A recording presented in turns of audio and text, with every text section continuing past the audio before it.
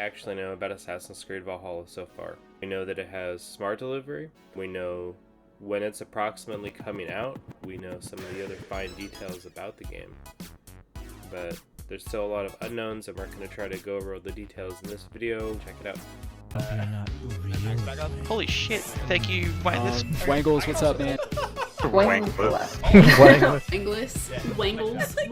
I kind of hope it's Wangless. On April 30th, Ubisoft had a CGI trailer that they played, and I'm kind of over CGI trailers. I don't know. They don't tell me much about what's happening in the game. They're just...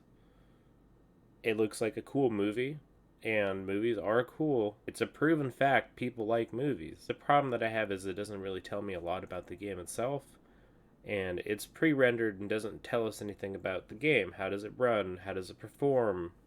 All of this is kind of intangible. Whenever I see something like a CGI reveal, I kind of get bummed out.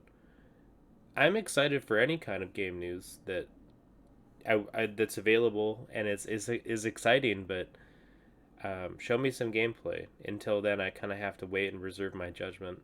But since I am kind of an Assassin's Creed fanboy, I've probably played them since the first one kind of got me. Jumping into hay bales has always been something in the back of my mind. With this game in particular, it seems like we're moving away from assassinating people to we're just Vikings that happen to also know assassins. I'm not really sure. They didn't get into that in the CGI trailer, so let's go into the actual details that we can confirm about the game. For some reason, Amazon compresses the hell out of their little preview, but this is the .co.uk version of Amazon, and when we go here, you can see this game cover a little bit better. So here's the character himself, right, with his little assassin blade. Barely see it, and that just seems like a danger. Like, it just seems like a hazard to have a knife out while you already have two blades, but I'm not a Viking warlord, so I couldn't tell you actually how dangerous that is. And something they haven't talked that much about, and has been announced for parts of the Xbox One, the naming, it's already throwing me off. For the Xbox Series X. So basically, let's say I went to go buy this game today, or I pre-order it, and I owned it for Xbox One.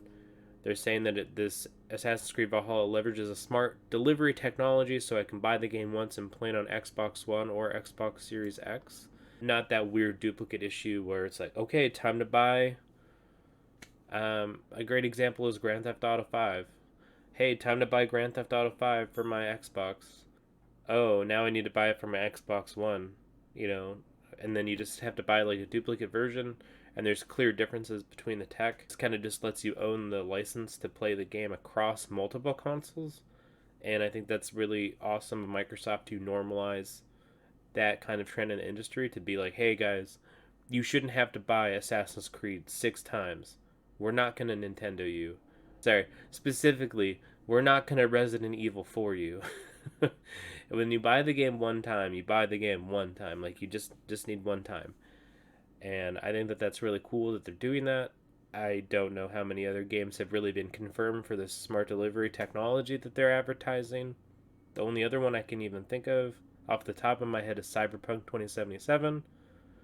And, that makes sense, obviously, because they're kind of capped on the hardware that's like from 2014 that everyone has for consoles. But it's cool to see third parties that are openly embracing this pretty much from as soon as they announced the game, too. Ubisoft is kind of notorious for doing the 17 versions of the game and the Ultimate Editions and all that stuff and the re-releases. So I'm glad, Ubisoft is back on that train of just you buy it once and you own it forever. Some of the other details that we know here is that Ubisoft Montreal is the actual, development studio. It said, we'd also like to thank the 14 co-dev studios around the world. You know who you are, and we're thankful for your dedication. It's kind of wild to me that there's 14 different teams of people working on it around the world. Maybe I'm just not familiar enough with game dev, but that seems like it's hard to do. So props, shout out to the boys. Respect. I would be pissed if I had to also work with 14 different companies to try to get a project done. and I hope that that doesn't get convoluted, but whatever. Again, this is just me not knowing that much about game development, so I hope you guys are doing alright out there and you're not getting crunched to death. My phone is very loud. It wasn't really in this official trailer, but they confirmed that Assassin's Creed Valhalla will be set in the 9th century Europe, as players take the role of Eivor, a Viking raider who leads the people out of Norway and into the kingdoms of England. So it's being developed at Ubisoft Montreal, like I was saying, and the last game that they really made was Black Flag and Origins. So they have a good pedigree, I suppose, for Assassin's Creed games.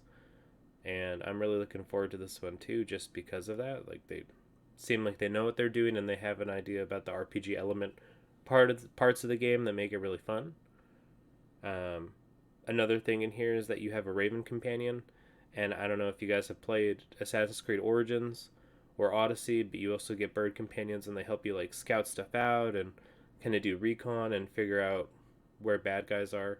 And yeah, you're gonna basically have a raven like that, so it's like Odin's Raven or something badass like that. The name of the character, I'm gonna try to say it correctly, Eivor. I think it's supposed to be like Eeyore, but Norse, and not sad like Winnie the Pooh. But yeah, Eivor, Eivor, Eivor.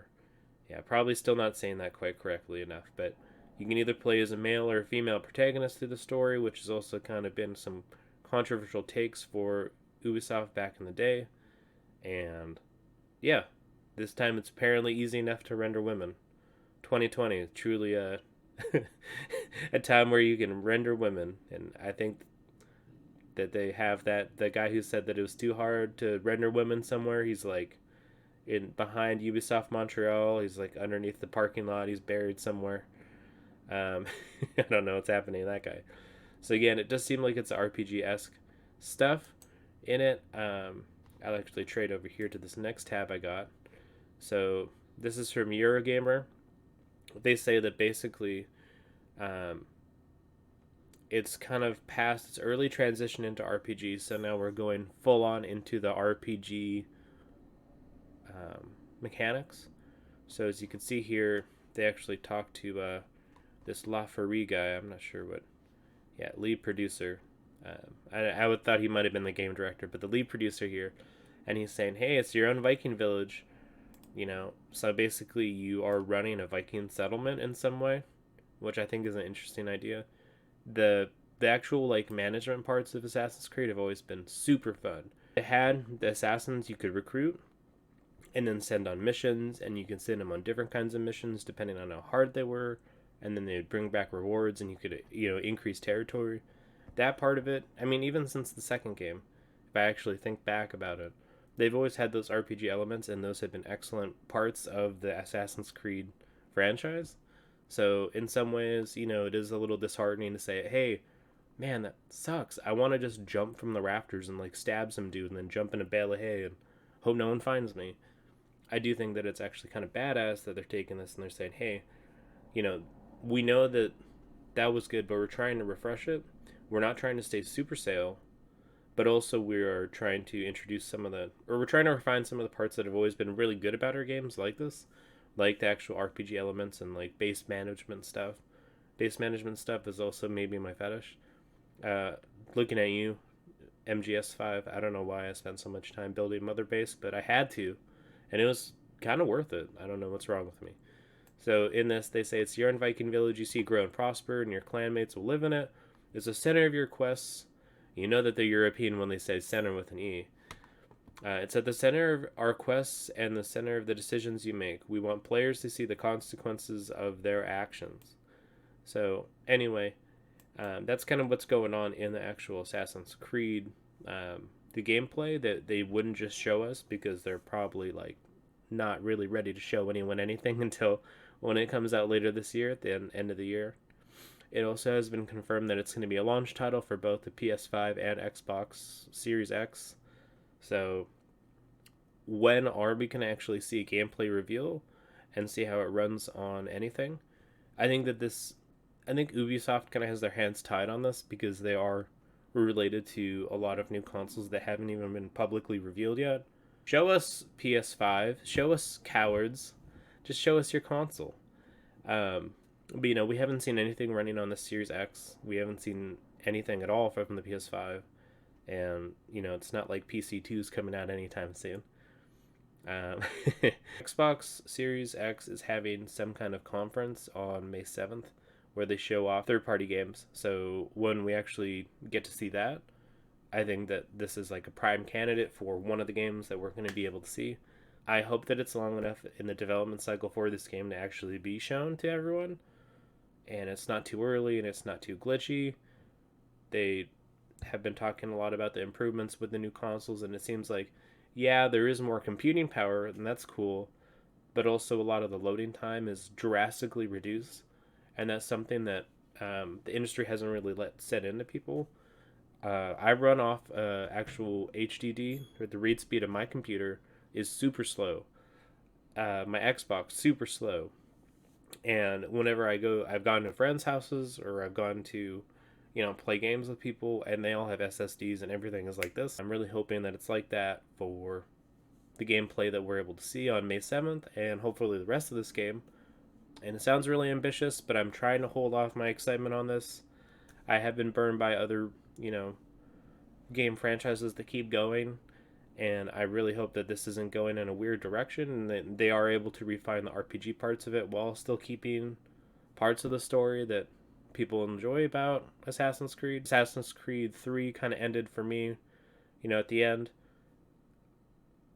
That's kind of where I stopped really being in that part of Assassin's Creed. Assassin's Creed 4 was pretty dope, but, you know, it's not really in the same anymore. And it can't really be the same anymore. I guess it has been like 10 years since Assassin's Creed 2 came out or something, so I guess I do understand that in some way, but really, I think that if they're able to go back and they can refine what they know they're good at, it'll be a good game regardless. So this is Wangless. Like and subscribe. Do all the YouTube things. And yeah, see you later.